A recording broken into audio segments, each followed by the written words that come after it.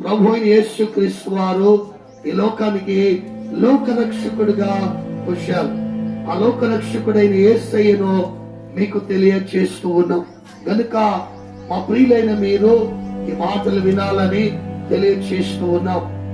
మనిషి పాపము అనేక విధములుగా మనిషిని బాధిస్తూ ఉంది.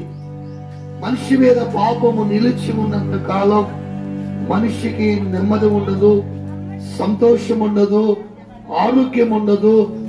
మనిషి ప్రశాంతంగా జీవించలేడు. అర్థం కాక ఎన్నో ప్రయత్నాలు, మానవ ప్రయత్నాలుగా ఎన్నో చేస్తూ ఉన్నాడు, ఎన్నో కార్యక్రమాలు చేస్తూ ఉన్నాడు.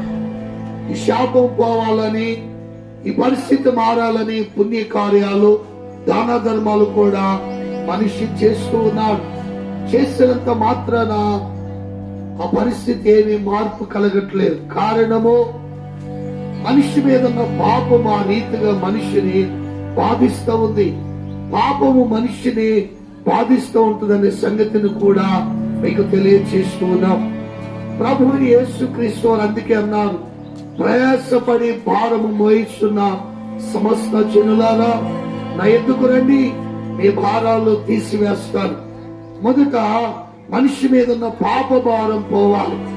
ఎప్పుడైతే పాప భారము నుండి మనిషి విడిపింపబడతాడో సమస్తమైన బాధల నుండి, సమస్తమైన శాపముల నుండి కూడా విడిపించబడతాడు.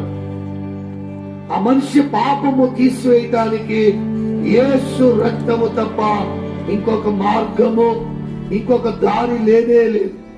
యేసు రక్తము ప్రతి పాపముల నుండి మన పవిత్రులుగా చేస్తూ ఉంది.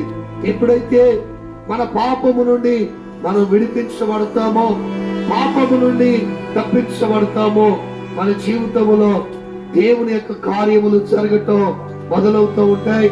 అంత మాత్రమే కాదు, మన హృదయములో గొప్ప శాంతి, సమాధానం, మన కుటుంబంలో కూడా ఈ శాంతిని మనము చూస్తూ ఉంటాం.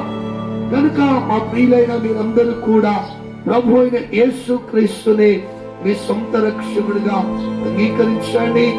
యేసయ్యా నేను పాపిని, నన్ను క్షమించండి అని ఎవరైతే మరి నోటితో ఒప్పుకుంటారో యేసయ్యా క్షమించే దేవుడు, రక్షించే దేవుడు. కనుక మా ప్రియులైన మీరు కూడా ఈ సులువైన మార్గంలోనికి రావాలని, ఈ నిత్య జీవ మార్గంలోనికి రావాలని మీకు ఈ మాటలు తెలియచేస్తూ ఉన్నాం.